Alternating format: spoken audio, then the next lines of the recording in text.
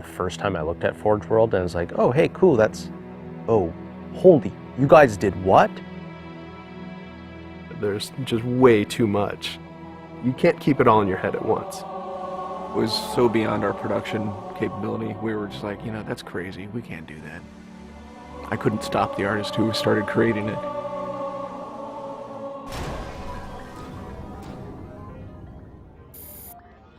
Forge is our editing tool that players can build their own maps. I mean, at its core, it's a map editor. We always had this vision right from the get-go, which is anyone can build anything. Giving the fans the tools, they can take it and run with it and make it their own.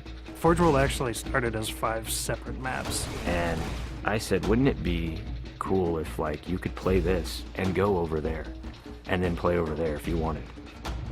And Forge World was born.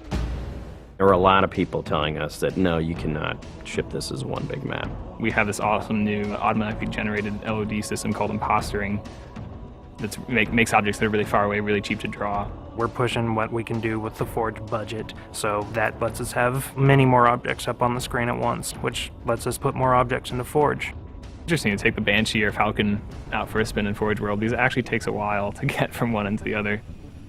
The second you come into the space, you should know that you're on Halo. Our old friend, the Forerunners, come back, because the Forerunners create all sorts of cool, interesting pieces of geometry.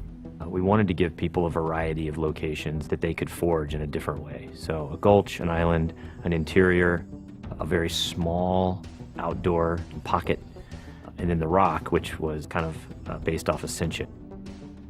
Let's use a lot of interesting parts in it so that people can manipulate it or we can change it. Why don't we bring back Blood Gulch and carve it all up into pieces so that people can start manipulating it in interesting ways. And then Sanctuary was the other one. The Cage and Paradiso, that's just Chad and I playing with a map editor and actually building cool maps within Forge World. I mean, we were doing that exactly how the fans would do that. we definitely looked at what we did in Halo 3 and said, what can we learn from this? It's one thing to build just a stunning amount of map variants, but like nobody was expecting Forge art, I don't think. Like that was just a completely, whoa, what? The Rube Goldberg machines, yeah, those are everywhere. In Halo 3, it was cool that you could move things around, but it was still kind of clunky. And we're like, we have to make this better.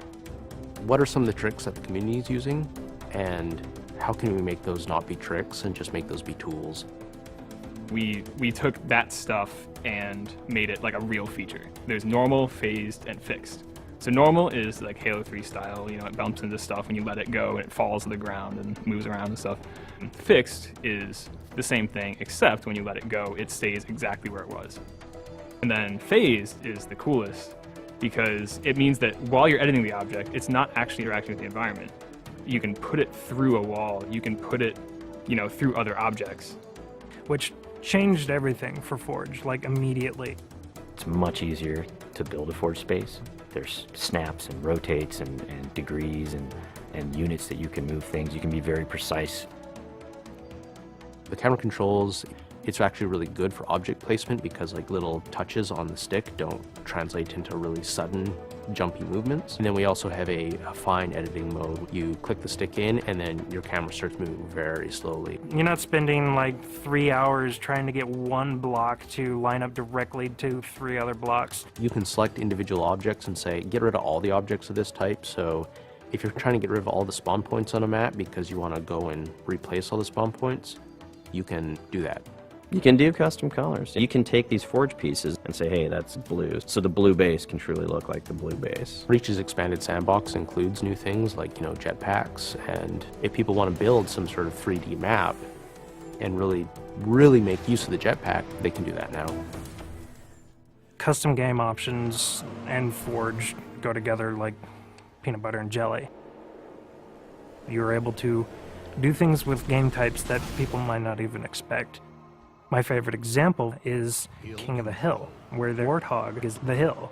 I'm super excited to see what people do with it when it goes out, because there's so much crazy stuff in there that's amazing.